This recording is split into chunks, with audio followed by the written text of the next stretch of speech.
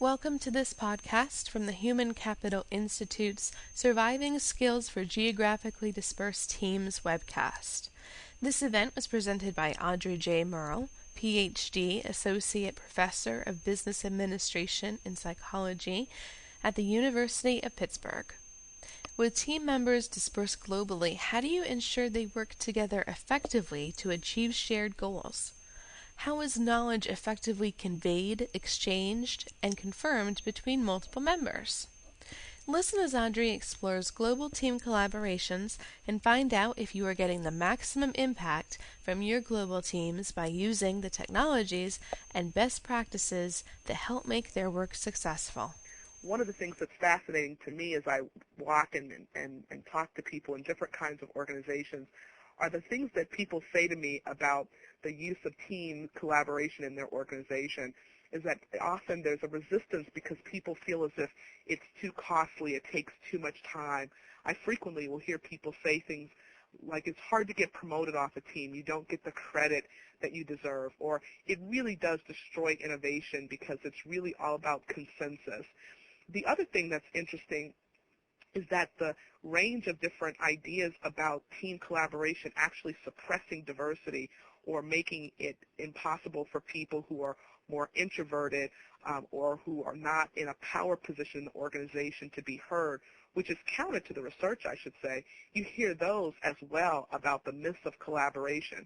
And why these myths are important is because it really does run counter to what we know are the benefits of team collaboration. We know that from the research that the use of all different types of team collaboration is important for facilitating some key things that are important for the effectiveness of the organization. One is learning and innovation. Team collaboration is a really vital tool for helping to share knowledge, helping to transfer knowledge, and to retain all of the useful information that helps organizations do the next generation of products and services and innovation that are so critical for its effectiveness. All the different things that we talk about in knowledge management can be facilitated by some type or some specific tool that falls under the category of team collaboration. And one of the things that a lot of my own research facilitates and looks at is the role that team collaboration plays in building critical skills for managers, building critical skills for leaders within the organization. So we've seen a lot of organizations use different kinds of team collaboration for leadership development. I've been talking about this notion of team collaboration, and I want to be more specific about three different types of team collaboration that I want to focus our attention on as we start talking about these survival skills for helping organizations be more effective. And they are project teams, what are called communities of practice, and identity networks. Now, there are other types of team collaborations. I want us to focus on these three because they represent a very nice range of very structured and formalized types of team collaborations to being very unstructured and fluid types of team collaborations to an emerging use in the idea of identity networks. And so I want to focus our attention on each one of these three types of team collaboration. First, let's talk about project teams. This is really the most traditional and somewhat structured way that we tend to see team collaboration take shape in organization. You see these for new product development or new services that are being looked at by the organization. I will often see project teams used when an organization goes through restructuring, as in a merger. You'll see project teams put together to be able to facilitate organization as well as culture change. Often when organizations are looking at initiatives along employee development or retention, for example, succession planning or mentoring, you will see the use of project teams to help support those efforts. I think there are a couple of important takeaways that I want to leave you with about this idea of project teams, that really issues of composition are important. Design of project teams is such a critical part of their success, as is allowing the time and the resources for the team to do critical things like exploration, scouting, agenda building, some of the things we just discussed. You can never under-resource project teams, particularly when they're dealing with cross-functional and broad kinds of action items or projects. You've got to provide the infrastructure to support information sharing and coordination. I found in some of the research that is absolutely critical for this kind of infrastructure to be in place when you have project teams that are not in the same physical location and that cut across culture, because you need to provide some infrastructure so that the project team is able to share information and speak the same language. This is especially critical for project teams that are geographically dispersed and culturally diverse. I want to shift our attention now to the second type of team collaboration, which are called communities of practice. This is really an emergent form of team collaboration that we're starting to see used a lot in different kinds of organizations. They really are much more loosely structured communities than what you see in the traditional structured project teams. You often see them as typically a blend between sometimes formal and informal types of team collaboration.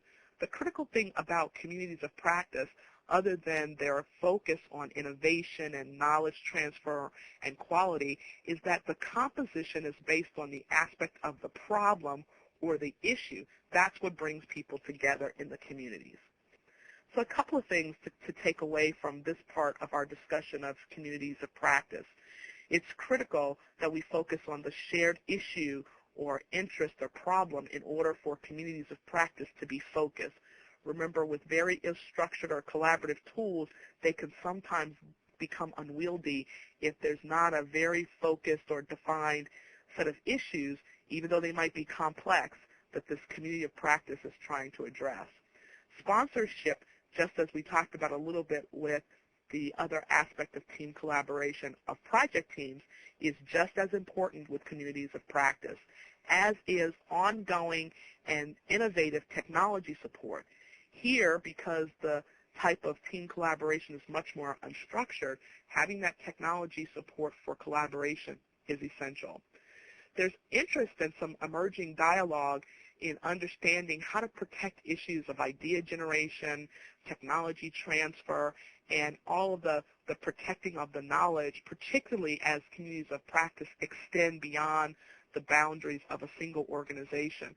So that's something to also pay attention as you look at this tool.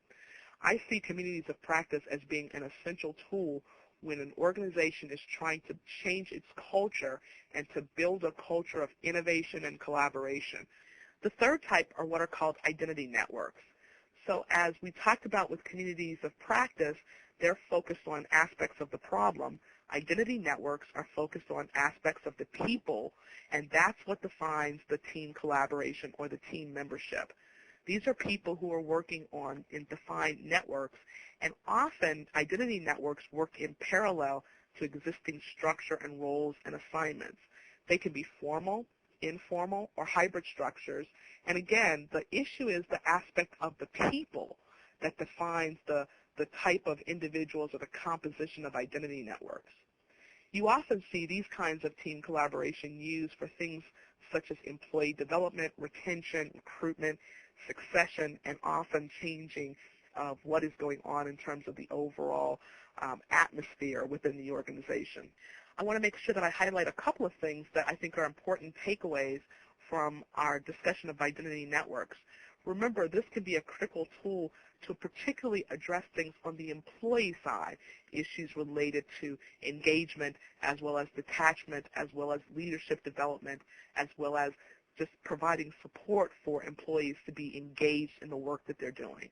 You know, one of the other reasons why we are looking at more collaborative team solutions is because they really do help in developing some key competencies that can help for individual career development and for organizational effectiveness. And there are a lot of critical skills that get developed when people participate in these different types of team collaborations. Thank you for listening. I hope you found this podcast interesting and stimulating, and that you will join us on our website, www.hci.org, where you can not only view all of our webcasts and podcasts in their entirety, but also explore all of our research on talent strategy, acquisition, development, leadership, and much more.